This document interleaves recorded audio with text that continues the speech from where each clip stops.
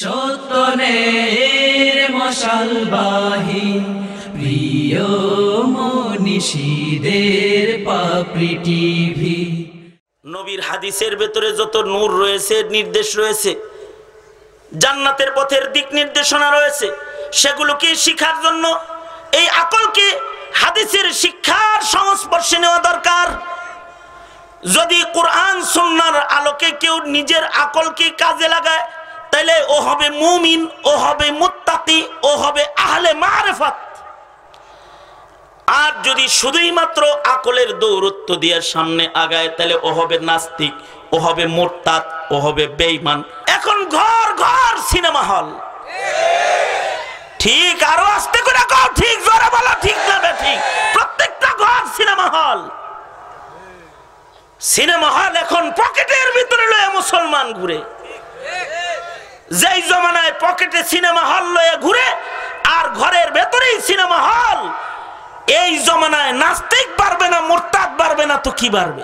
ওরাই তারা যারা তাবলীগের একটি চক্রকে আলেমদের বিরুদ্ধে লাগিয়েছে। ওই ইহুদির দালাল ওরাই তারা যারা নেতাদেরকে, আলেমদেরকে গালি দেওয়া শিখাইছে। ওই চক্রই তারা যারা ভণ্ডদেরকে আলেমদের দুশমন হিসেবে সমাজে ছেড়েছে।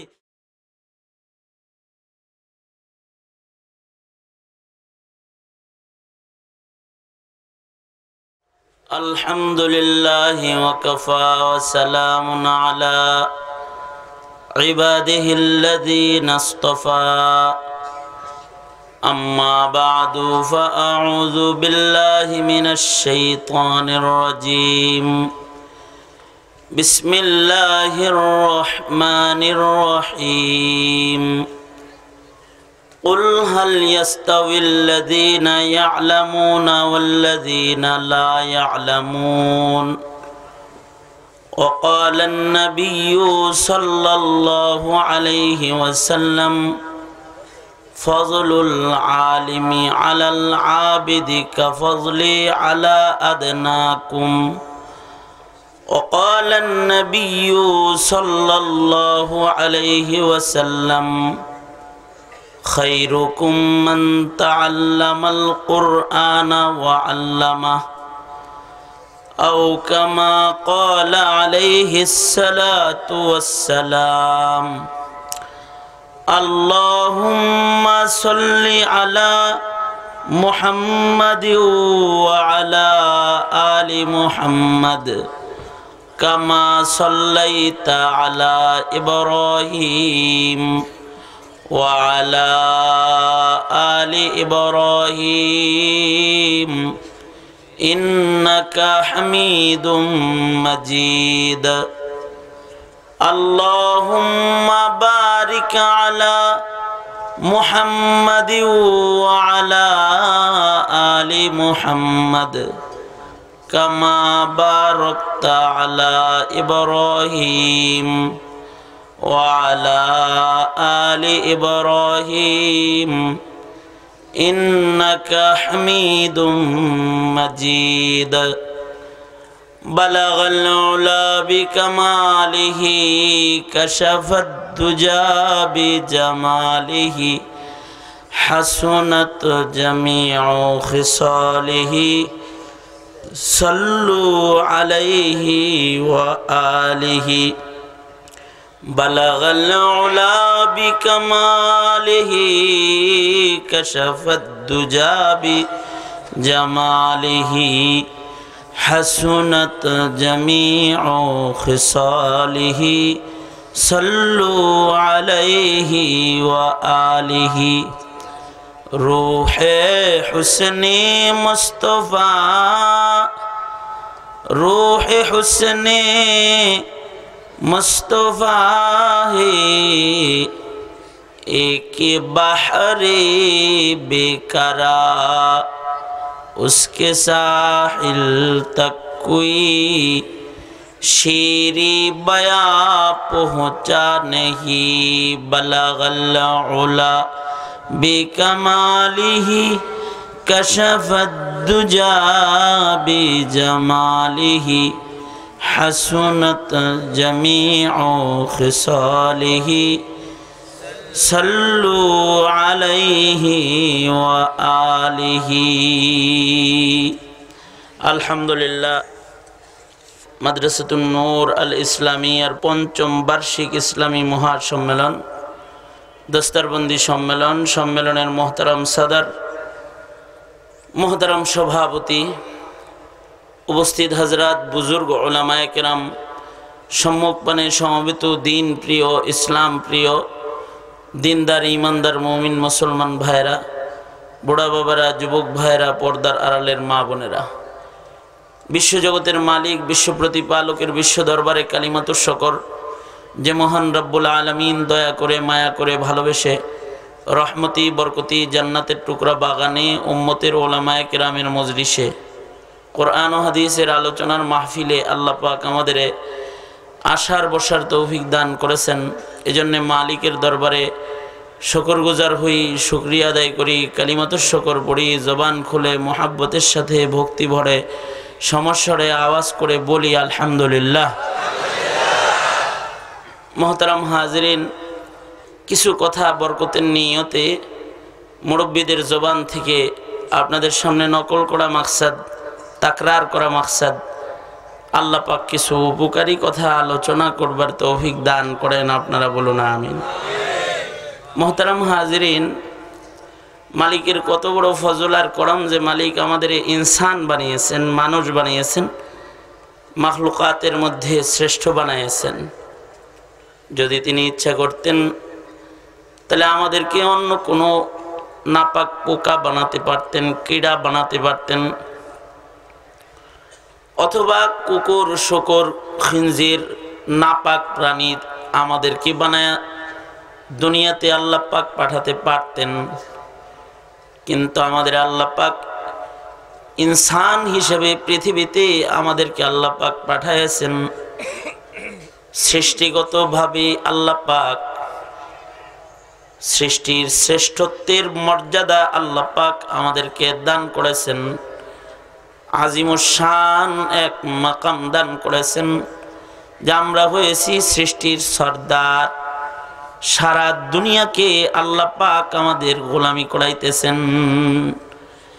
হাদিসে আল্লাহর রাসূল বলেন, এই পৃথিবী তোমাদের জন্য বানানো হয়েছে, মানুষের জন্য এই পৃথিবীর সব কিছু আল্লাহ পাক বানাইছেন।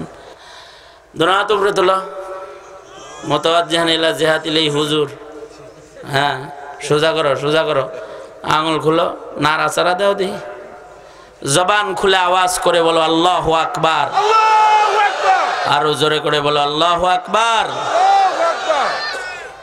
হাত নামা, এই যেমন আমার দিকে ছিল এইদিকে থাকে।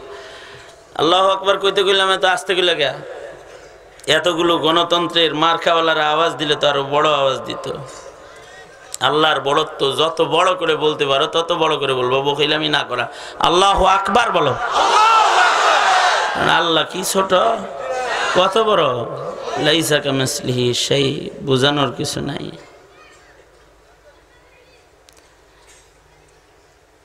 সাহাবীরা জিজ্ঞাসা করেছে, ওগো আল্লাহর নবী, কুরসি কত বড়, আরশ কত বড়? নবীজির কাছে প্রশ্ন করেছে, কুরসি আর আরশ কত বড়? জিজ্ঞাসা কাদের? সাহাবায়ে কেরামের জিজ্ঞাসা। আল্লাহ পাকের কুরসিটা কত বড়? সরওয়ারে দো আলম নবী সাহাবীদেরকে বুঝাইতে যায় বলছেন, হাতের অঙ্গুঠি খুইলে আল্লাহর নবী এমনি করে দেখা গেছে, মরুভূমির ভেতরে যদি আংটি ফেলায় দাও তাহলে আংটি আর মরুভূমির মাঝখানে বড়ত্ব আর ছোটর ব্যবধান কেমনে করবে? একটা মরু মাঠের ভেতরে একটা আংটির উপমা যেমন, আল্লাহর রাসূল বলেন, 7 আসমান জমিন সব কিছু একত্রিত কইরা যদি কুরসির উপরে রাখা হয় তো কুরসিটা হবে একটা চাটিয়াল ময়দান, আর 7 আসমান জমিন হবে একটা আংটির মতন।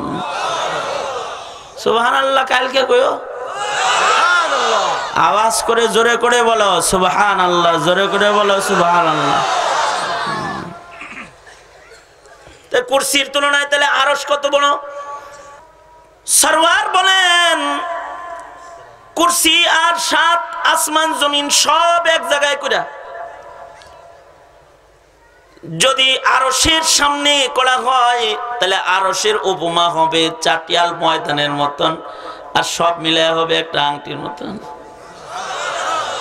আর সে যে মহামালিক সমাসীন আছেন তিনি কত বড়,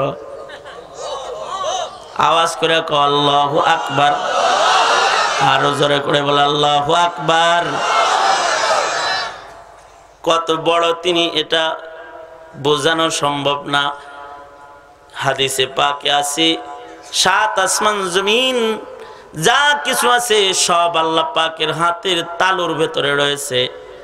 আল্লাহ পাক নিজ তালুর ভেতরে, তোমার কাছে তোমার হাতের তালুটা যেমন সারা দুনিয়াটা তোমার রবের হাতের তালুতে আছে এরকম।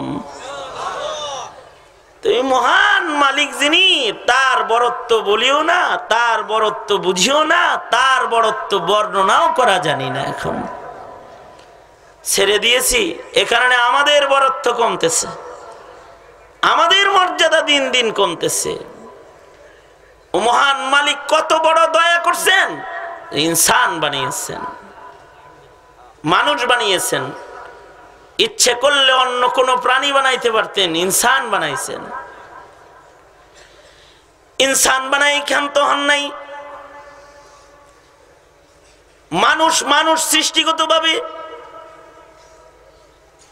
শ্রেষ্ঠ হোক না সে মুমিন, হোক না সে কাফের,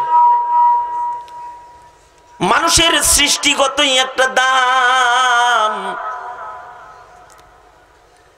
এ কারণে সৃষ্টির সবকিছু মানুষের সেবা করে। মানুষ কাফের হোক আর মুমিন হোক, সূর্য তোমাকেও আলো দেয়, হিন্দুরাও আলো দেয়, নাস্তিকরাও আলো দেয়, মানুষের লেগে।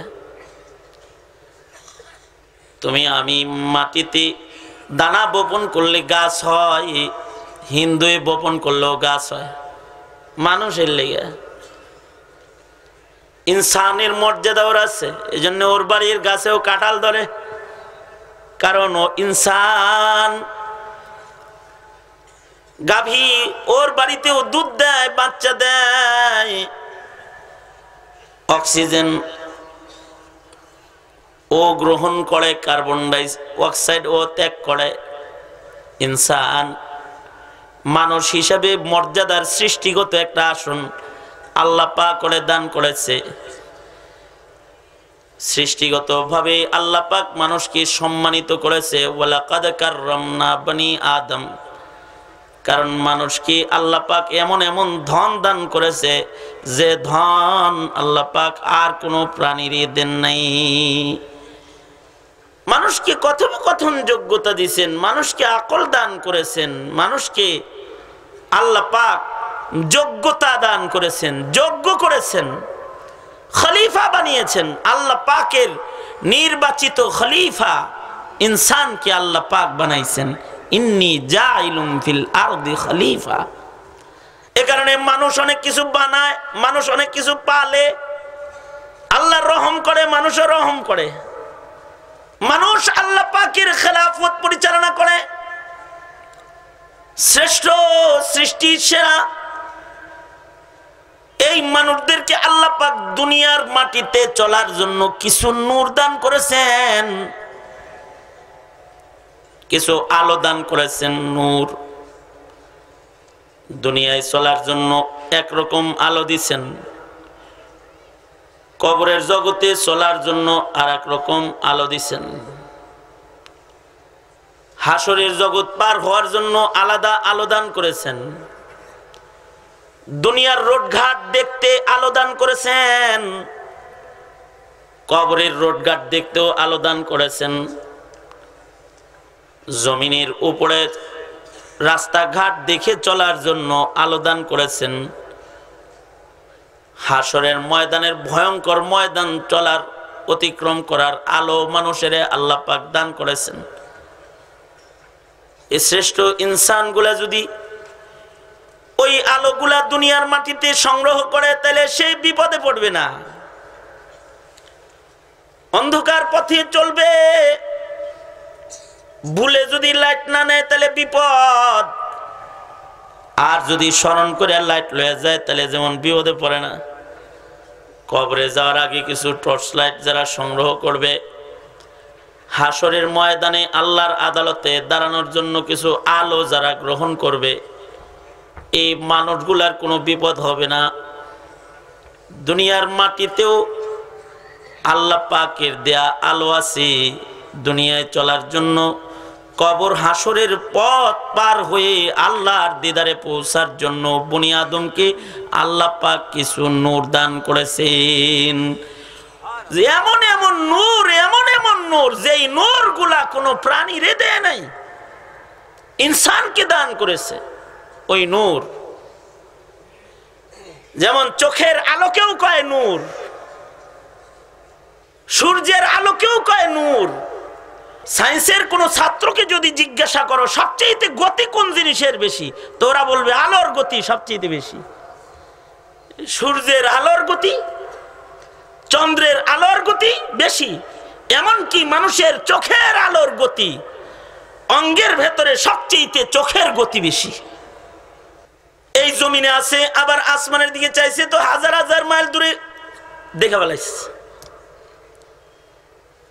আসমান দেখতে 5 মিনিট সময় লাগে নাই, সেকেন্ডের ভিতরে দেখছে একটা নূর। এজন্য চোখে যদি কেউ কম দেখে তাহলে তার জন্য তসবিহ হলো ইয়া নূরু ইয়া নূরু ইয়া নূর, পুরে পুরে চোখে ফুয়াবে। আলো কমে গেছে যে কারণে চোখ দিয়ে দেখতেছে না। তবে এই চোখ আল্লাহর দেয়া আলো বটে। এই চোখ যারা পায়, এই আলো ব্যবহার করার তরিকা আছে। চোখের আলো দিয়ে সব জায়গায় দেখা যায় না, যতক্ষণ না পর্যন্ত এই আলোটাকে অন্য আরেকটা আলোর সাথে মিলানো না হয়। শুধু চোখ দিয়ে দেখা যায় না যদি চাঁদ সূর্য উদয় না হয়। অন্ধকার ঘরে দেখা যায় না যদি বাতির আলো জ্বালানো না হয়, বাল্বের আলোকে জ্বালানো না হয়, ততক্ষণ পর্যন্ত চোখ দিয়ে দেখা যায় না। আন্ধারের মধ্যে চোখলার উপমাও অন্ধের মতন, কিন্তু আলোর ভেতরে চোখলার উপমা অন্ধের মতন না। যার এই আলোটা আসমানের আলোর সাথে মিলা ব্যবহার করেছে, সে এই চোখ দিয়ে চলে চলে চলে চলে রাস্তা পার হয়ে অফিস থেকে বাসায় চলে আসছে, কারোর সহযোগিতা লাগে নাই। কিন্তু যদি আলো না থাকে তাহলে চলতে কষ্ট। এই আলো ততক্ষণ পর্যন্ত আলো বান্দার জন্য উপকারী হয় না যতক্ষণ পর্যন্ত আরেকটা আলো এর সাথে মিশানো না হয়। সেম এটাকে বলা হয় যখন এই আলো দিয়ে দেখে তো আরেকটা আলো মিলায় দেখতেছে বা সারাত, কিন্তু আরেকটা আলো এটা হলো আকলের আলো, যেটা চর্ম চোখ দিয়ে দেখে না কিন্তু আকল দিয়ে দেখে। আকলও কিন্তু একটা আলো। এই আলোর দ্বারা মানুষ অনেক কিছু দেখে। মাটির কত ফিট নিচে পানি আকল দিয়ে দেখে ফেলায়, কত ফিট নিচে গ্যাস আছে আকলের চোখ দিয়ে দেখে ফেলায়। কোন জায়গায় সোনার খনি আছে মাটির দ্বারায় ঢাকা, পাথর দিয়ে ঢাকা, পানির দ্বারায় ঘেরাও করা, আকল দিয়ে দেখে ফেলায় যে এই পানির নিচে গ্যাস আছে। পৃথিবীর সবচেয়ে দামি গ্যাস যেটা, এটা কাতারে আছে। ছোট্ট রাষ্ট্র কিন্তু পৃথিবীর ভেতরে সবচেয়ে বড় ধনী। এই গ্যাসটা মাটির উপরেও না, সাগরের ভেতরের মুখ। এই চোখ দিয়ে ওই গ্যাস দেখে নাই। আকলের নূর, আকলের নূর আল্লাহ পাক গরু ছাগলকে দান করেন নাই, মহিষ হাতিকে দান করেন নাই।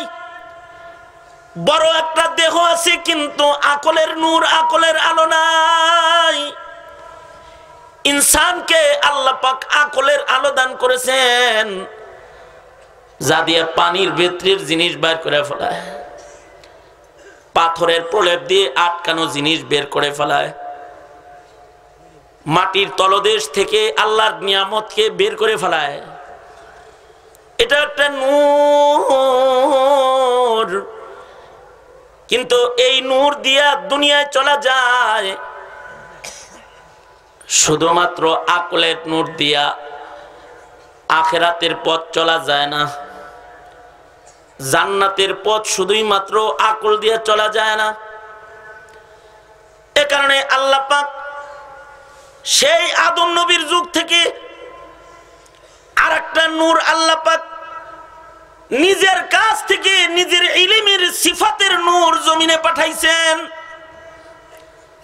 যেই নূর দিয়া আল্লাহ পর্যন্ত পৌঁছা যায়, জান্নাতের দরজা দেখা যায়, জাহান্নামের আগুন থেকে বাঁচা যায়।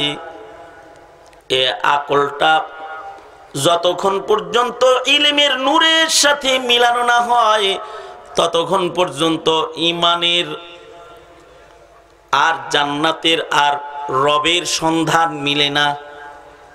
যখন চোখের আলোকে সূর্যের আলোর সাথে মিলায় তো জমিনের গর্ত, জমিনের নাপাক দেখতে পায়। আকলের নূরকে যখন ইলমের নূরের সাথে কেউ মিলায় দেয় তো এটার দ্বারায় হালাল আর হারাম দেখতে পায়, জান্নাত আর জাহান্নাম দেখতে পায়, আল্লাহর পছন্দ নবীর পছন্দ বুঝতে পায়। শুধুই মাত্র আকল দিয়ে যখন কেউ চলতে যায় তো দ্বীন, ইসলাম, জান্নাত, আল্লাহ তাআলার পরিচয় থেকে সে মাহরুম হয়ে যায়। আকল বলে একরকম, ইলম বলে আর এক রকম। যেমন আকল বলে খুরুজে রিহ হইছে, বাতাস বের হইছে, তোমার ওযু ভাঙছে। মিয়া ওযু ভাঙার কারণ কয়টা? হ্যাঁ, তার ভিতরে একটা হলো বাতাস বের হওয়া। আকল বলবে হলো তাড়াতাড়ি বাথরুমে যায় শৌচাগারে গিয়ে তুমি ইস্তেনজা করো, পানি দিয়ে জাগা দাও যদি পাক হতে চাও। আকলের দাবি এটা। আর ইলম বলে ফাগসিলু উজুহাকুম ওয়া আইদিয়াকুম, বাতাস বের হইছে এক জায়গা দিয়া কিন্তু ধুইতে কয় আর এক জায়গা দিয়া। চেহারা ধুইতে কয়, হাত ধুইতে কয়, পা ধুইতে কয়, মাথা মাসে করতে কয়। দেখি বান্দা কি আকল মানে নাকি আল্লাহ মানে? আল্লাহ পাক এটা দেখে। কেউ যদি চুরি করে তাহলে শরীয়তের বিধান হলো তার হাত কেটে দাও। আস-সারিকু ওয়াস-সারিকাতু ফাকতাউ আইদিয়াহুমা, এদের হস্ত কর্তন করো। কতটুকুন মাল চুরি করলে হাত কাটবে? ইমাম মালিক রাহমাতুল্লাহ আলাইহি বলেন 10 দিরহামও যদি কেউ চুরি করে তাহলে হাত কাটবে। কয় দিরহাম? আয় কথা কইস কিন্তু কয় দিরহাম? 10 দিরহামও যদি কেউ চুরি করে তাহলে হাত কাটবে। এবার ইলম দিয়া না আকল দিয়া জবাব দিবা। 10 দিরহামের দাম বেশি নাকি এই খারিসেউল্লাহর হাতের দাম বেশি? শাব্বির সাহেবের হাতের দাম বেশি নাকি 10 দিরহামের দাম বেশি? এই যে মৌলানা সাহেবের, মুফতি সাহেবের হাতের দাম বেশি নাকি 10 দিরহামের দাম বেশি? 10 টাকার জন্য 2 লাখ টাকার হাত কাটবা? অথবা 10 টাকার জন্য কি 10 কোটি টাকার হাত কেটে দিবা? আকল কি বলে? আকল কি কাটতে কইব নাকি কাটতে মানা করব? বুঝা কইছ না বুঝা কইছ? বুঝছ তো? স্বাভাবিক আকল বলবে 10 টাকার জন্য একটা মানুষের হাত কাটবা কেন? কিন্তু আল্লাহ বলবে আমার নিষেধাজ্ঞা যে হাত বর্জন করেছে ওই হাতটা আসলে 10 টাকা চুরি করে নাই, স্রষ্টার নির্দেশ লঙ্ঘন করেছে ওই হাত দিয়া। তাহলে যার হাত তারে দিয়ে দাও। এই হাতটা কার? জোরে আওয়াজ করে বলেন কার? আরো জোরে আওয়াজ করে বলেন হাত কার? জোরে করে বলেন কার? আল্লাহর। শুধুমাত্র এক হাত কাটবে নাকি বারবার করবে তো বারবার কাটবে? একবার ধরা খাইছে তো ডান হাত কাটবে, এরপরে ধরা খাইলে ডান পা কাটবে, এরপরে বাম হাত কাটবে, এরপরে বাম পা কাটবে, দরকার সব কাটে ফেলবে। অথচ চুরি করছে কয় দিরহাম? 10 দিরহাম। আকল বলে একরকম, আর ইলমের নূর আলো বলে আর এক রকম। আসলে টাকার মূল্যটা এখানে নির্দেশের মূল্য, নির্দেশ দাতার হুকুমের মূল্য। এই হুকুমের মূল্য দিতে ব্যর্থ হয়েছে। যেমন আকল বলবে একজন একটা মানুষ খুন করছে,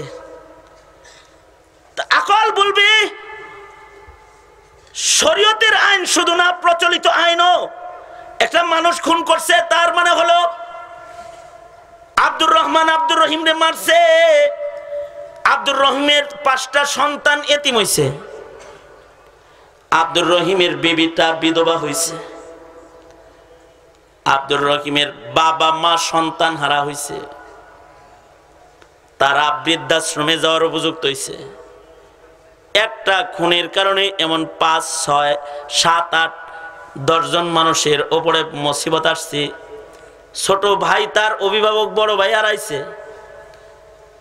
এমন অপরাধ যদি, খুনের অপরাধ যদি কেউ করে, তাহলে ইসলাম বলে জানের বদলে জান।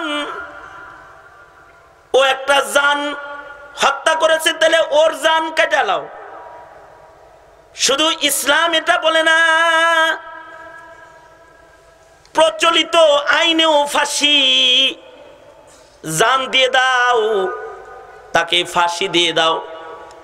প্রচলিত আইনেও ফাঁসি দিয়ে দিছি। কিন্তু তুমি যদি আকলরে জিজ্ঞাসা করো, তাহলে আকল বলবে একটা মানুষ মরে যাওয়ার পরে 5টা সন্তান এতিম হইছে, একটা মহিলা বিধবা হইছে, 2টা মা বাবা, 2টা বুড়া বুড়ি তার সন্তান হারাইছে, ছোট ভাই তার বড় ভাইয়ের ছায়া হারাইছে। যে মারছে তারে মারলে পড়ে তো 7টা সন্তান এতিম হইব। হের ছেলে হইল 7টা মনে করো, আর হের বউ 2টা মনে করো। দুষ্ট লোকদের বউ বেশি দেয় না, এই কথা কেউ না কে? দুষ্ট লোকরা জুলুম করে বিয়ে করেও বেশি। এদিকে এক বউ, ওইদিকে আর এক বউ। এখন কথা হলো শরীয়তে 2 বিয়ে জায়েজ না না জায়েজ, ওইটা আমরা আলোচনা না। তো ও একজন মারা গেছে, তো 2 জন বিধবা হয়েছে, মা বাপ সন্তান হারাইছে। তাহলে আর একজন রে ফাঁসি দিলে আরো 10টা মানুষের জীবনে অশান্তি চলে আসতেছে।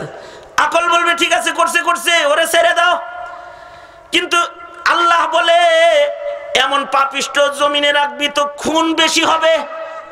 ওরে মাইরা পৃথিবীর সব খুনিদেরকে তালা লাগায় ফেলা, সবাইকে তালা লাগাও, ওরা যেন সামনে না পড়ে। আকল বলে, আকলের আইন যারা পরিচালনা করে তারা বলে ধর্ম যার যার উৎসব সবার, তাই যে যা মনে চায় তাই বলবে। কিন্তু ইসলাম বলে মুসলমানের ঘরে জন্মাইছে, ইসলামের বিপক্ষে কথা বলবে তো তার গর্দান উড়ায় দাও। মুরতাদ নাস্তিকের শাস্তি প্রয়োগ করো। শুধু শাস্তি প্রয়োগ না করে অন্যায় কাজের সুযোগ দিও না, মুসলমানের ঈমান নষ্ট করবে, জমিনের ভিতরে ফাসাদ সৃষ্টি করবে। শুধুই মাত্র আকল দিয়ে যদি তুমি চলতে চাও, তাহলে আকল দিয়ে চললে পশু পাখির মতো চলতে হবে। রবের আইন মানা সম্ভব না আকল দিয়া। আকল বলবে একরকম, কিন্তু রবের চাহিদা আর এক রকম। এ কারণে শুধুই মাত্র জাগতিক শিক্ষার আলো দিয়া আল্লাহর মর্জি বুঝা চিনা সম্ভব নয়। আল্লাহর মর্জি যদি কেউ বুঝবার চায়, তাহলে তাকে আর একটা নূরের জরুরত হয়, অর্জনের জরুরত হয়, যে নূরের নাম হলো ইলমে দ্বীন। এই ইলমে দ্বীনের নূর যারা আকলের নূরের সাথে একত্রিত করে ফেলায়, তারা অত দূর দেখে যত দূর আকলওয়ালা বিজ্ঞানীরা দেখে না। তারা অত উপরে যায় যত উপরে বিজ্ঞান আর আকলওয়ালারা যাইতে পারে না। ঠিক, আরো আস্তে করে কও ঠিক, আরো আস্তে করে কও ঠিক। হ্যাঁ, যেমন আকল আকাশে উড়া শুরু করছে। কতটুকু উড়েছে?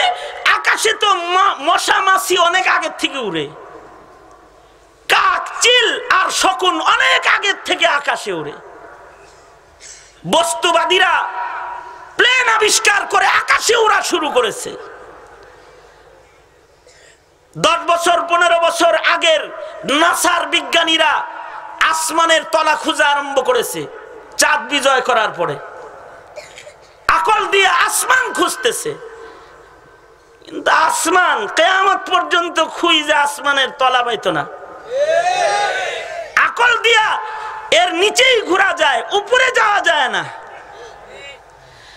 কিন্তু 1500 বছর আগে মুহাম্মদুর রাসূলুল্লাহ সাল্লাল্লাহু আলাইহি ওয়াসাল্লাম ইলমি নবুয়তের নূরের দ্বারায় শুধু পয়লা আকাশ নয়, সপ্তাকাশ পার হয়ে আরশে আজিম, জান্নাত, জাহান্নাম সৈর করে এসে দেখে এখনো তার শুয়ে থাকার গরম বিছনা ঠান্ডা হয় নাই, আর দরজার শিকল নড়াচড়া এখনো বন্ধ করে নাই, অজুর পানি এখনো প্রবাহিত হইতেছে। আল্লাহু আকবার জোরে করে বলো। ওটা ইলমের দৌরত্ব, ওটা আকলের দৌরত্ব না। বস্তুবাদীরা আবিষ্কার করেছে মোবাইল, হ্যালো হ্যালো, এটা আবিষ্কার করছে। কিন্তু 1500 বছর আগে সরওয়ারে দু আলম নবী না, নবীর সোহবতে যা যেই মানুষগুলো ইলম হাসিল করেছে, সাহাবীদের ভিতরে বড় আলেম 14 জনের একজন হয়ে গেছে। হযরত ওমর ফারুক রাদিয়াল্লাহু তাআলা আনহু, হযরত ওমর ইবনুল খাত্তাব, যার ব্যাপারে রাসূল বলেছেন আমার পরে কেউ নবী হইলে ওমর নবী হইতো, তিনি এই বিজ্ঞানের যুগে না, তিনি আল্লাহর রাসূলের সোহবত থেকে একটা নূর হাসিল করেছিলেন, যেই নূর শুধু এই চর্ম চোখের নূর না,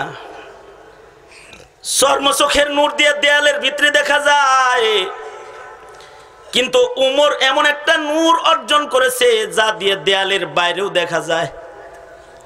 হযরত ওমর মসজিদের মিম্বরে দাঁড়ায় জুমার নামাজে খুতবা দিতেছে, হঠাৎ করে হযরত ওমরের এই ইতিহাসটা, হযরত ওমরের জীবনীর এই অংশটা শুধুমাত্র মুসলিম ঐতিহাসিকগণ স্বীকার করে তা নয়, মুশরিক ঐতিহাসিকগণ স্বীকার করে। এ কারণে মুসলিম ঐতিহাসিকরা খালি তার কিতাবে আনে নাই, এমন বক্তব্যগুলো হযরত ওমরের এই বক্তব্য কাফের মুশরিকরা তাদের ইতিহাসের পাতায় এনেছে। এজন্য হযরত ওমররে দেখার জন্য আসতো দূর থেকে কাফেররা, যে ওমররে একটু দেখে আসি। আল্লাহু আকবার, আর আস্তে করে কইও। হ্যাঁ, হযরত ওমররে দেখার জন্য আসতো কাফেররা। কেন? হযরত ওমরের নূর যোগ্যতার কারণে দেখার জন্য আসতো। হযরত ওমর এই পরিমাণ দেখতেন। হ্যালো হ্যালো হ্যালো হ্যালো না, মসজিদের মিম্বরে দাঁড়ায়া হযরত ওমর ডাকতেছেন জুমার নামাজের খুতবার মাঝখানে, ইয়া সারিয়া আল জাবাল, ও সারিয়া, পিছনে পাহাড়ে তাকাও, পাহাড়ে তাকাও। সামনের লোকে বধুরা একজন দাঁড়ায় কয় ওমর পাহাড়ে তাকাইতে কোন সারিয়ারে ডাকেন যুদ্ধের ময়দানে। কয় হ্যাঁ যুদ্ধের ময়দানে, আপনি কি দেখেন নাকি? কয় হ্যাঁ আল্লাহ আমারে দেখাইতেছে। আপনি দেখলেই কি সারিয়া শুনবে নাকি আপনার ডাক? হযরত ওমর বলে যেই মাওলা আমাকে দেখাচ্ছেন ওই মাওলা আমার ডাক শোনাইবেন, ওই মাওলা শোনাইবেন। জুমার নামাজ শেষ হয়ে গেল, সবাই যার যার মতো বাড়ি চলে গেল। ধারণা করছে আওয়াজ কি আর এত দূরে গেছে। হযরত সারিয়া যুদ্ধে বিজয় অর্জন করে সাথী সঙ্গীদেরকে নিয়ে মদিনায় ঢুকেছে। লোকজনেরা সবাই যায় হযরত সারিয়ারে ভিড় জমাইছে। সারিয়া ইয়াউমুল জুমআতে খুতবার মাঝখানে আমিরুল মুমিনিন উমর ইয়া সারিয়া আল জাবাল, আল জাবাল চিৎকার করে তোমারে ডাকছে, শুনছনি সারিয়া, শুনছনি তুমি? হযরত সারিয়া এবং তার সাথীরা কয় হযরত ওমর যখন ডাকতেছিলেন তখন মনে হইতেছিল আমাদের কানের কাছের থেকে হযরত ওমর ডাকতেছে। আমরা সকলে মিলে যুদ্ধের ময়দানে দুশমনদেরকে একসাথে ঘুইরা ধাওয়া দিয়েছি। আল্লাহর জাত জালালের কসম, খলিফাতুল মুসলিমিন ওমর যদি আমাদের ডাক না দিতেন, সব শাহাদাত বরণ করা ছাড়া দ্বিতীয় আর কোনো রাস্তা আমাদের ছিল না। এই যে ওমর যে আলোটা পেয়েছিলেন, এই আলোটা চর্ম চোখের আলো না, এটা ইলমের আলো, এটা মারেফতের আলো, এটা ইমানের আলো। ইমানেরও একটা আলো আছে, মারেফতেরও একটা আলো আছে, ইলমের একটা আলো আছে, তাকওয়ার একটা আলো আছে। যার আলো যত বেশি হাসিল হয় সে তত পরিষ্কার দেখতে পায়। যার এক চোখ হয় সে একরকম দেখতে পায়, যার দুই চোখ হয় সে আরেকটু বেশি দেখতে পায়। এই সব আলো যার ভেতরে একত্রিত হয়ে যায় সে জমিনের পরে বসে বসে ডানে বামে সামনে পিছে সব দেখতে পায়। যেমন এই সব আলোগুলো হাবিবে কিবরিয়া নবী মুহাম্মদুর রাসূলুল্লাহ সাল্লাল্লাহু আলাইহি ওয়াসাল্লামের ভিতরে একত্রিত অবস্থায় ছিল, সব একত্রিত ছিল। বুখারীতেও রিওয়ায়াত আছে, কয়েক জায়গায় আল্লাহর রাসূল সাহাবীদেরকে ধমকি দিয়ে বলতেন, সাহাবীরা সব ঠিক কর, আমি সামনে যেমন দেখি পিছনেও ওরকম দেখি। আল্লাহর রাসূল ধমকি দিতেছে সাহাবীদেরকে, এই সাহাবীরা তোমরা তোমাদের কাতার সোজা করো, ঠিক করে দাঁড়াও, কারণ আমি সামনে যেমন দেখি পেছনে তেমন দেখি। আল্লাহু আকবার! এটা কোন শান? এটা কি চর্মচক্ষুর নূরের শান? না, নবুয়তের নূরের শান। মিন ইজাজিন নবী সাল্লাল্লাহু আলাইহি ওয়াসাল্লাম, এটা নবীর মুজিজা। হুসাইন আহমদ মাদানী রহমাতুল্লাহ আলাইহি বলছেন, আমার নবীর এটা এমন মুজিজা যে নবী তাকাইতেন সামনে, নজর, এটা তো নবুয়তির নজর, এই নজর দিয়ে সামনের দেয়ালে তাকানোর সাথে সাথে দেয়ালটা সীসার আয়নায় পরিণত হতো। আল্লাহর রাসূল পেছনের সবকিছু সামনের দেয়ালের ভিতরে দেখতে পেতেন। আল্লাহর রাসূলকে তো আল্লাহ পাকে দেয়াল দেয়াল সীসা মিশা ছাড়াও দেখাইছেন। আল্লাহর রাসূল সাল্লাল্লাহু আলাইহি ওয়াসাল্লাম নামাজরত দেখছেন, নামাজ পড়ে পড়ে বসছেন, আর সামনে নবীজিকে কিয়ামতের চিত্র দেখানো হয়েছে, জান্নাতের চিত্র দেখানো হয়েছে, জাহান্নামের চিত্র আল্লাহ পাক দেখাইছে। এখনকার বিজ্ঞান মানুষকে লাইট দেখায়, আর নবুয়তের প্রযুক্তির মাধ্যমে, আল্লাহ পাকের কুদরতের প্রযুক্তির মাধ্যমে আল্লাহর রাসূল আল্লাহর কাছ থেকে কিয়ামত, জান্নাত, জাহান্নামের লাইভ মসজিদে নববীর ভেতরে বসে বসে বসে বসে দেখেছে, বসে বসে দেখেছে। নতুন করে ওই নবী কিন্তু কিয়ামত পর্যন্ত আর আসবে না। যে নবী নবুয়তের নূর নিয়ে ১৫০০ বছর আগে এসেছিলেন, নবী চলে গেছেন, কিন্তু উম্মতের আকলের পাশাপাশি কোরআনের নূর, হাদিসের নূর রেখে গেছেন। আল্লাহর রাসূল বলেন, তারাকতু ফীকুম আমরাইন লান তাযিল্লু মা তামাসসাকতুম বিহিমা কিতাবাল্লাহ ওয়া সুন্নাত রাসূলিহ। আল্লাহর রাসূল বলেন, আমি চলে গেলাম কিন্তু দুইটা নূর তোমাদেরকে দিয়ে গেলাম, কোরআনের নূর দিয়ে গেলাম, সুন্নতের নূর দিয়ে গেলাম। এই নূর দুইটা যারা আঁকড়ে ধরে রাখবা তারা ভ্রষ্ট হবে না, পথভ্রষ্ট হবে না, পথহারা হবে না। তবে যদি এই নূর হারায় যায়, ছেড়ে দাও, তাহলে কিন্তু তোমরা গুমরাহির ভিতরে পড়ে যাবা। অর্থাৎ কোরআনের যত নির্দেশ রয়েছে তা নিজের জীবনে বাস্তবায়নের জন্য কোরআনের শিক্ষা দরকার। নবীর হাদিসের ভেতরে যত নূর রয়েছে, নির্দেশ রয়েছে, জান্নাতের পথের দিক নির্দেশনা রয়েছে, সেগুলোকে শিখার জন্য এই আকলকে হাদিসের শিক্ষার সংস্পর্শে নেওয়া দরকার। যদি কোরআন সুন্নাহর আলোকে কেউ নিজের আকলকে কাজে লাগায়, তাইলে ও হবে মুমিন, ও হবে মুত্তাকি, ও হবে আহলে মারিফাত। আর যদি শুধুই মাত্র আকলের দৌরত্ব দিয়ে সামনে আগায় তাহলে ও হবে নাস্তিক, ও হবে মুরতাদ, ও হবে বেঈমান। ঠিক না ভাই? ঠিক আওয়াজ করে বলে। ও নাস্তিক মুরতাদ হবে। যেমন ইউনিভার্সিটিগুলো কিন্তু দিন শিক্ষা শূন্য হয়ে গেছে। শুধুমাত্র মানুষের আকল থেকে বেরিয়ে আসা ডিজিটাল শিক্ষা যখন কোন শিক্ষিত লোক গ্রহণ করে তো ও শিক্ষার দ্বারা আখলাক পায় না, জান্নাত পায় না, আল্লাহর পরিচয় পায় না, নবীর পরিচয় পায় না, ঈমান শিখতে পারে না, আমলের তরিকা শিখতে পারে না, জান্নাতের পথে চলা শিখতে পারে না। জেহালাত আর মূর্খতা যত আমাদের সমাজে বাড়তেছে, নাস্তিক মুরতাদের সংখ্যা তত বাড়তেছে। আগে তো প্রত্যেকটা ঘর ছিল মাদ্রাসা, কিন্তু এখন তো আর মাদ্রাসা ঘরে ঘরে না, এখন ঘর ঘর সিনেমা হল। ঠিক, আরো আস্তে করে কও, ঠিক জোরে বলো, ঠিক না ঠিক? প্রত্যেকটা ঘর সিনেমা হল। সিনেমা হল এখন পকেটের ভিতরে লয়ে মুসলমান ঘুরে। যেই জমানায় পকেটে সিনেমা হল লয়ে ঘুরে আর ঘরের ভেতরেই সিনেমা হল, এই জমানায় নাস্তিক পারবে না, মুরতাদ পারবে না তো কি পারবে? এই সমাজের মুসলমানরা দাওয়াত ও তাবলীগে গিয়ে আকলের সাথে কিছু ফাজাইল হাদিস থেকে শুনে শুনে শুনে শুনে নিজের ঈমান আর নিজের আমলকে তাজা করতে, ওইটাও বন্ধ করা শুরু হয়েছে। এই সমাজের সন্তানরা মাদ্রাসায় ভর্তি হবে, ইলমি দ্বীন হাসিল করবে, এটা যেন আগ্রহ উদ্দীপনার বাইরের বস্তুতে পরিণত হয়। বিজাতিরা মাদ্রাসা আলেম ওলামার গায়ে বিভিন্ন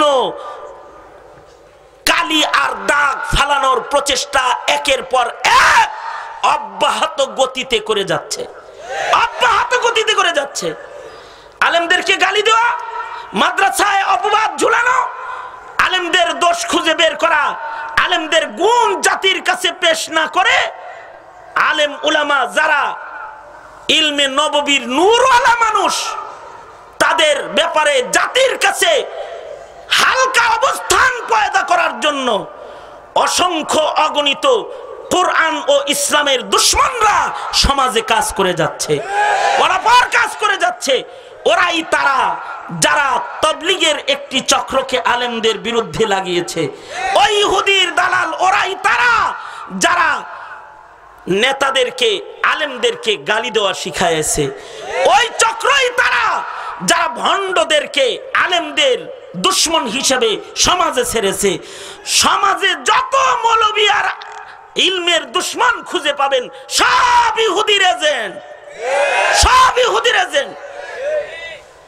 কারণ কিয়ামত পর্যন্ত মানুষের আকলের সাথে ইলমের নূর মিশানোর জন্য নতুন করে কোন নবীর আগমন ঘটবে না।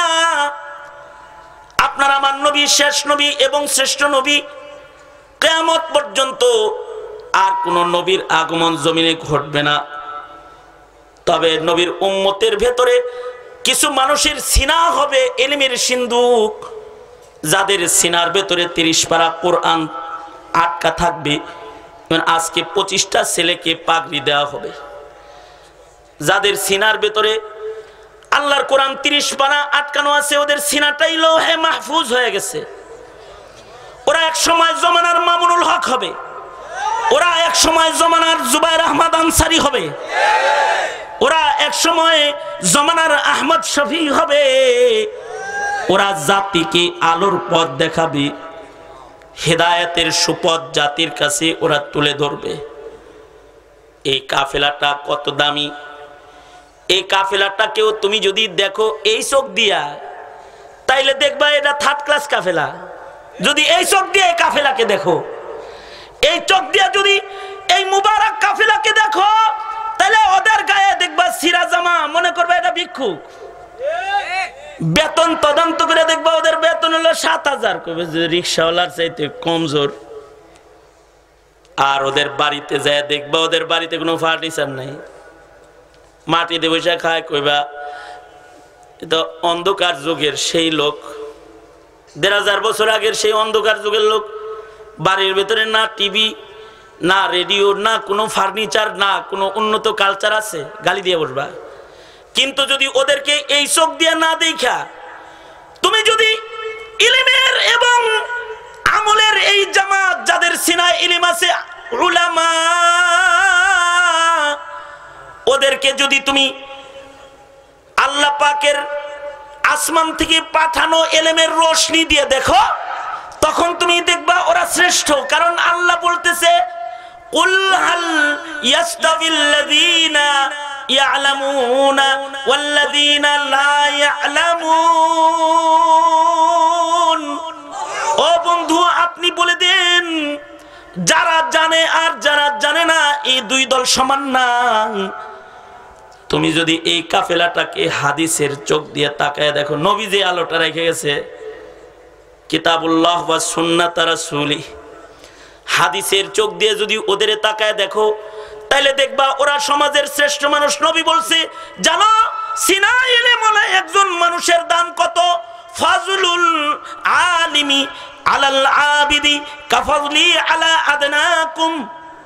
আল্লাহর রাসূল বলেন, সাহাবীরা রে, তোমাদের মাঝে আমার মর্যাদা যেমন কিয়ামত পর্যন্ত সাধারণের মাঝে আলেমের মর্যাদা তেমন।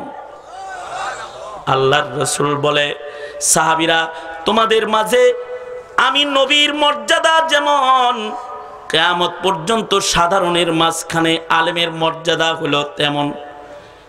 তুমি যদি তাদেরকে এই সম্মান দিয়ে যদি আলেম না, আরে এই সম্মান দিয়ে যদি, এই সম্মানের চোখ দিয়ে যদি আহমদ শফিরে দেখো, তাহলে আহমদ শফিরে দেখবা সর্দার, মুকুটহীন সম্রাট দেখবা।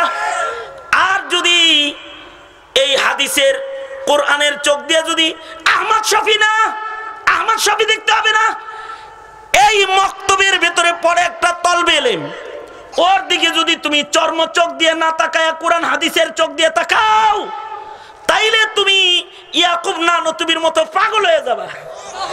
ইয়াকুব নানতুবি রহমাতুল্লাহি আলাইহি, যিনি শুধুই মাত্র এই চোখওয়ালা বুজুর্গ ছিলেন না, দারুল উলুম দেওবন্দ মাদ্রাসার প্রথম শাইখুল হাদিস। যেমন তার এই চোখ, তেমন তার ইলমের চোখ, তেমন তার আমলের চোখ, তেমন তার মারেফতের চোখ, তেমন তার তাকওয়ার চোখ। সব নূর তার হাসিল আছে, আমলের নূর এই পরিমাণ হাসিল আছে, 40 বছরের ভিতরে তাকবীরুল কাজানাই ইলমের নূর এই পরিমাণ হাসিল আছে যে তিনি দারুল উলুম মাদারি ইলমি, দারুল উলুম দেওবন্দের প্রথম শাইখুল হাদিসের খাতায় নাম। আর মারেফতের নূর তার এই পরিমাণ হাসিল আছে, দাওয়াত খাইতে গেছেন কারোর বাড়িতে, খানা মুখে নিছেন, হারাম খানা জিহ্বায় বলে ফেলছে, সাথে সাথে মুখ থেকে বাইর করে ফেলে দিয়েছেন। পরবর্তীতে কানতেন আর বলতেন যে অমুকের বাড়িতে গিয়ে আমি হারাম খানা, হারাম কামাই মুখে দিয়ে দিছিলাম, থুথু মেরে আমি তো ফেলছি, কিন্তু কিছু অংশ যে আমার পেটের ভিতরে চলে গেছিল, এর জন্য আজও আমি ইবাদতের ভেতরে মজা পাই না। সামান্য একটু হারাম পেটের ভেতরে গেছিল, এর মজা, ইবাদতের মজা নষ্ট হয়ে গেছে। কেমন মারেফতের চোখ যে খানা মুখে দেওয়ার পরে ফেলে দিছে, এইরকম মারেফতওয়ালা ছিলেন। এই মারেফতওয়ালা মানুষটা খোলা আকাশের নিচে তলবে ইলম ছাত্রদেরকে পড়াইতেছে। হঠাৎ করে বৃষ্টি আসছে, ছাত্ররা যার যার কিতাব লইয়া দৌড়ে ঘরের ভিতরে ঢুকছে। ইয়াকুব নানতুবি নিজের গায়ের চাদর মুবারক বিছায়া ছাত্রদের পায়ের জুতা স্যান্ডেল গুলা চাদরের ভেতরে প্যাকেট করছে, নিজের রুমাল আর চাদরের ভেতরে তলবে ইলম ছাত্রদের জুতাকে প্যাকেট করে ফেলেছে। এই জুতার গাঁটটিটা নিজের মাথায় লইছে, এমন একটা মাথায় লইছে যেই মাথাটা বড় দামি মাথা, এই মাথায় তলবে ইলম ছাত্রদের জুতার গাঁটটি মাথায় লইছে। এই মাথায় নিয়ে তারপরে ঘরের ভেতরে ঢুকেছে। ওস্তাদরা বলে হযরত জুতার গাঁঠি মাথায় লইলেন, কয় জানো না এগুলো কত দামি জুতা? এই জুতাগুলোর দিকে একটু ইলমের নজর দিক দিয়ে চেয়ে দেখো, মানুষের জুতার নিচে থাকে বালি মাটি, আর ওদের জুতার নিচে থাকে রহমতের ফেরেশতাদের পাখা। নবীর হাদিসের চোখ দিয়ে চেয়ে দেখো, ওদের জুতার নিচে থাকে রহমতের ফেরেশতাদের পাখা। তাই ওদের জুতার বাহক হয়েও যদি হাসরের ময়দানে দাঁড়ানো যায়, ময়দানে মাহশারে, এটাও নাজাতের জন্য উসিলা হতে পারে। আলেমের তালেবে ইলমের মুহাব্বত নাজাতের উসিলা। মনে রাখবে, জীবনে কোনোদিন কোনো মৌলবীর সাথে বাতিলের কথায় দুঃসম্পর্ক গড়ে তুলবা না। আলেমকে ভালোবাসা দিবে, মোহাব্বত দিবে, প্রীতি দিবে, ভালোবাসা দিবে, কারণ তুমি মুহাম্মদুর রাসূলুল্লাহ সাল্লাল্লাহু আলাইহি ওয়াসাল্লামের আর পাবা না। সাহাবীরা তো রাসূলকে ভালোবাসছে, তুমি কি মদিনার পয়গম্বরের কাছে পাইবা? নবীর ভালোবাসার প্রকাশ তুমি নবীকে চোখে দেখে প্রকাশ করার যোগ্যতা তুমি রাখো না। সাহাবীরা তো নবীর মোহাব্বত প্রকাশ করেছে, নবীর মোহাব্বত এমন ভাবে প্রকাশ করেছে যে আল্লাহর মোহাব্বত নবীর মোহাব্বতের তাওয়াজুন সাবেত করেছে। সাহাবীরা এরকম নবীজির মোহাব্বত প্রকাশ করেছে।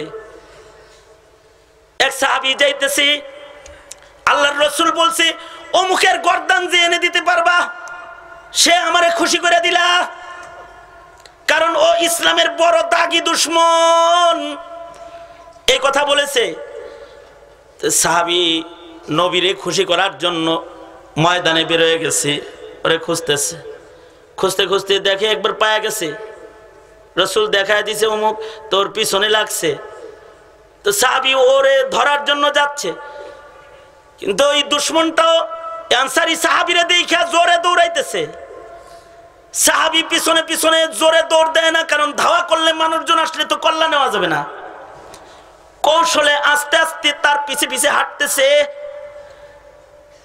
কিন্তু একদিক দিয়া নবীর দুশমন তার গর্দান নবীর কাছে হাজির করে নবীরে খুশি করবে।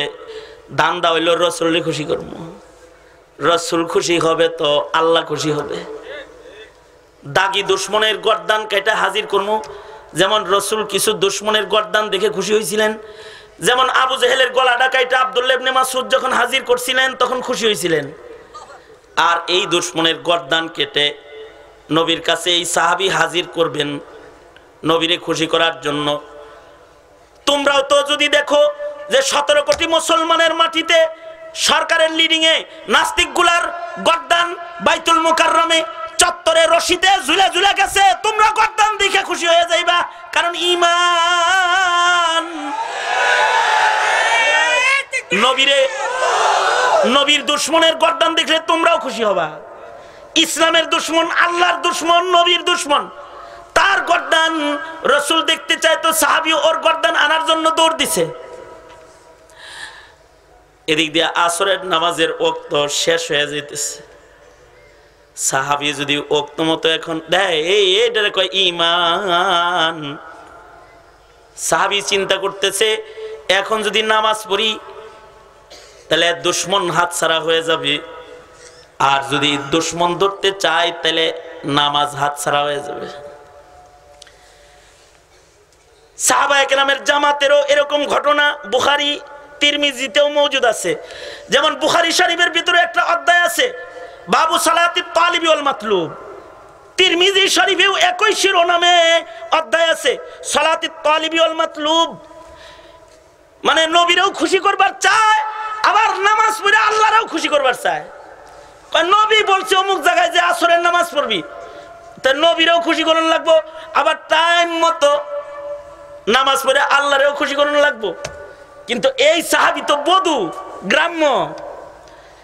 এই সাহাবী নবীরে খুশি করবে কেমনে, আল্লাহরে খুশি করবে কেমনে, এখন ইজতিহাদ করছে। নামাজও পড়ে আবার দৌড়ও পারে, হাতেও আবার নামাজও পড়ে, রুকু দেয় আবার সামনেও বাড়ে, সেজদাও দেয় সামনেও বাড়ে। কেবলাও কিন্তু ঠিক নাই, দুশমন যেদিকে যাইতেছে ওই দিকেই নামাজ পড়তেছে। সালাতি তালিবি ওয়াল মাতলুব একদিক দিয়ে আল্লাহকে খুশি করবার চায়, টাইম মতো নামাজ পড়বার চায়, আবার দুশমনের গর্দান নবীর কাছে নিয়ে নবীরও খুশি করবার চায়। যাইতেছে চলতে চলতে নামাজ পড়ছে, হাঁটতে হাঁটতে রুকুতে রুকুতে নামাজ পড়ছে। কোন ফকিহ যদি এই নামাজ রে জায়েজ করে দিত তাহলে মসজিদে ঢুকে কেউ নামাজ পড়তো না। সাহাবী তো নামাজ পড়ে ফেলাইছে মোহাব্বতে, অর্ধেক নামাজ পড়ে আবার অর্ধেক দৌড় পারে, কেবলাও ঠিক নাই, নামাজও পড়তেছে দৌড়াইতে আছে। কাছাকাছি যায় কয়, এই ভাই আমি তোমার দিকে আসি, তুমি আর একদিকে যাও। তুমি কোন দিকে যাও? কয় মুহাম্মাদের জ্বালায় একদিকে যাই। কয় আমিও তো তার জ্বালাই তোমার কাছে আইছি। সত্য কইছি না মিথ্যা কইছি? আমিও তার জ্বালাই, তার মানে হলো আমিও মুহাম্মাদের প্রেমের জ্বালায় তোর কাছে আইছি। কয় তাইলে তো আমি আর তুমি সেম সেম, তাহলে একসাথে ঘোরাফেরা করি। তুমি আমি সেম সেম, তুমিও মুহাম্মদ ইবনে আব্দুল্লাহর জ্বালায় আছো, আমিও তো হের জ্বালায় আইছি। তুমি আমি মিলে গেছে, এতে দৌড়াদৌড়ির দরকার নাই, একসাথে হাঁটি। সাহাবী একসাথে হাঁটতেছে, খাতির লাগাইতেছে আর তরবারিটা বাইর করতেছে।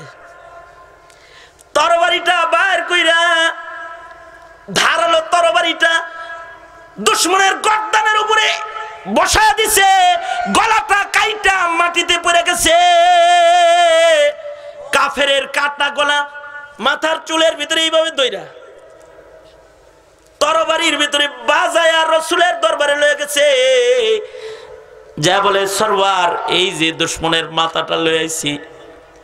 নবীজি এত খুশি হইছেন, এই কারণেই তো হাটহাজারীর হযরত তার ছাত্রদেরকে নিয়ে নাস্তিক মোরতাদের বিরুদ্ধে আন্দোলন করে নবীর মহব্বতে। এ কারণেই শাপলা কায়েম হয়েছিল নবীর মহব্বতে। শাপলা কোনো রাজনীতির চেয়ারের জন্য না, শাপলা কোনো মন্ত্রিত্বের জন্য না, শাপলা ছিল রাসূলের দুশমনদেরকে বিতাড়িত করার জন্য। ঠিক কিনা জোরে আওয়াজ করে বলেন? এটা নবীর প্রেমে ছিল, নবীর মহব্বত। গর্দান কাইটা তরবারি লাগায় বাজাইছে, রাসূলের দরবারে হাজির করছে, সরওয়ারে দু আলম নবীর সামনে নিয়ে হাজির করছে। আল্লাহর রাসূল এত খুশি হইছেন, আল্লাহর রাসূল বলে, সাহাবী তুই আমারে খুশি করে ফেলাইছিস, কতরে কি হাদিয়া দিম? কে বলতেছে? সরওয়ারে দু আলম নবী আলাইহিস সালাতু ওয়াস সালাম খুশি হয়ে বলতেছে। কি বলতেছে আল্লাহর নবী? আল্লাহর নবী বলে, তোরে কি হাদিয়া দিমু? কি দিলে তুই খুশি হবি? সাহাবীকে বলতেছে। সাহাবী ও গ্রাম্য আশিকে রাসূল সাহাবী তো। সাহাবী বলে, ওগো সরকার, ওই আপনার হাতের লাঠিটা দেন। আল্লাহর নবী বলে, আমার ব্যবহারের লাঠি দিয়ে তুই কি করবি?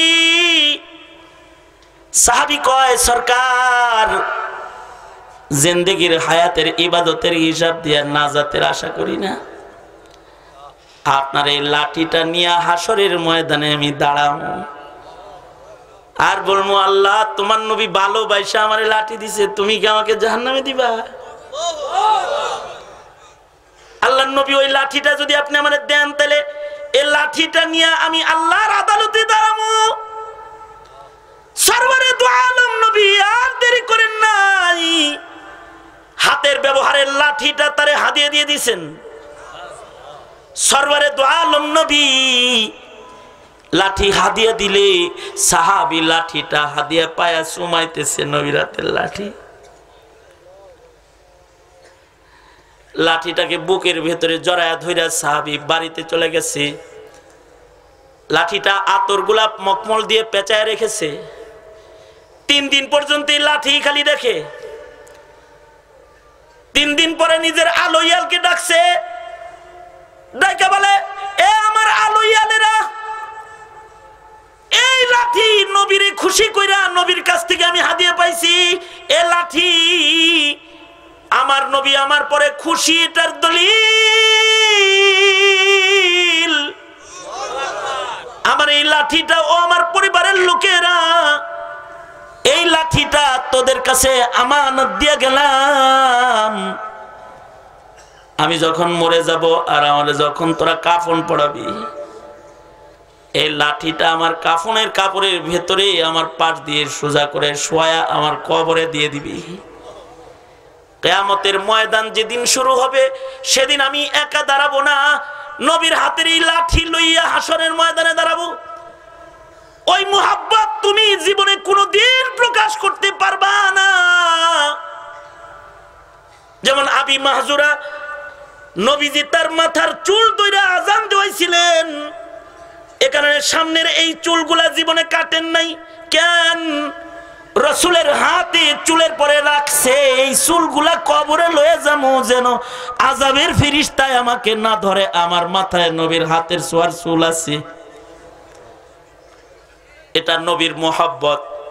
তুমি কি নবীর মোহাব্বত এভাবে সাহাবীদের মতো প্রকাশ করতে পারবে? পারবে না। তবে কিয়ামত পর্যন্ত তুমি যদি আলেমকে মোহাব্বত করো, এই যেমন আল্লামা মামুনুল হক, জুবাইর আহমদ আনসারী, আল্লামা আহমদ শফি, আলেমী দ্বীন, এদেরকে যদি ভালোবাসো, এরা উম্মতের রাহবার, এরা উম্মতের সরদার, এদের ভালোবাসা তোমাকে ময়দানে মাহশারে নাজাতের জন্য উসিলা হিসেবে ভালোবাসাগুলো সাহাবীদের মতো পেশ করতে পারবা।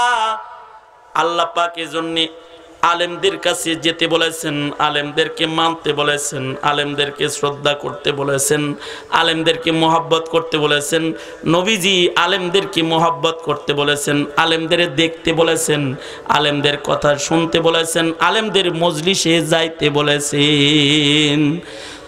আলেমদের প্রতি অশ্রদ্ধা জীবনে কোনোদিন রাখবে নাকি? জোরে আওয়াজ করে বলো, ওয়াদা করো আল্লাহর কাছে। মৌলবীরা রাজপথে দাঁড়ালে তোরা দাঁড়াবি। মামুনুল হক আনসারী, আল্লামা জুবাইর আহমদ আনসারী, আল্লামা আহমদ শফি, জুনায়েদ বাবুনগরী, হবিগঞ্জি সহকারে সকল বীর পুরুষ, নূর হোসেন কাসেমি, সরদার মৌলবীরা যেদিকে যাবে তোরা সেদিকে যাবি। তারা রাজপথে যাবে, তোরা রাজপথে যাবি। তারা জাতির সামনে দাঁড়িয়ে যাবে, তোরাও দাঁড়িয়ে যাবি।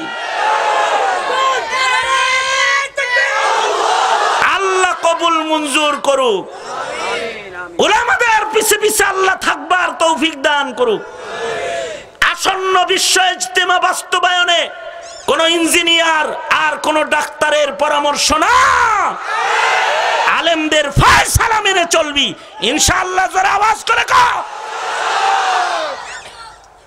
আল্লাহ তৌফিক দান করে, কারণ যে জানে আর যে জানে না সে সমান হতে পারে না।